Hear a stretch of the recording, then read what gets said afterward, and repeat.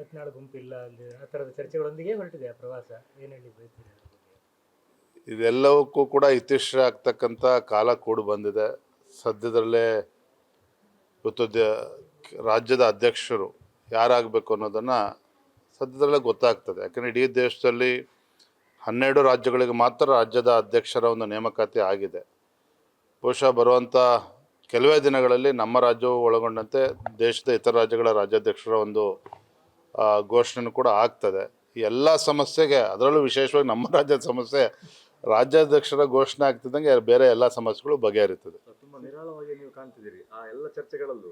ನಗ್ತಾನೆ ನಾ ಕಳೆದ ಒಂದು ವರ್ಷದಿಂದ ಯಾವಾಗ ನೋಡಿ ಏನೇ ಸಮಸ್ಯೆಗಳು ಇದ್ರೂ ಕೂಡ ನಿರಾಳವಾಗೇ ಇರ್ತೇನೆ. ಯಾಕಂದರೆ ನನ್ನ ಸಮಸ್ಯೆಗೆ ಉತ್ತರ ಏನು ಅಂತ ನನಗೂ ಗೊತ್ತಿದೆ, ಕೇಂದ್ರದ ವರಿಷ್ಠರು ಕೂಡ ಗೊತ್ತಿದೆ.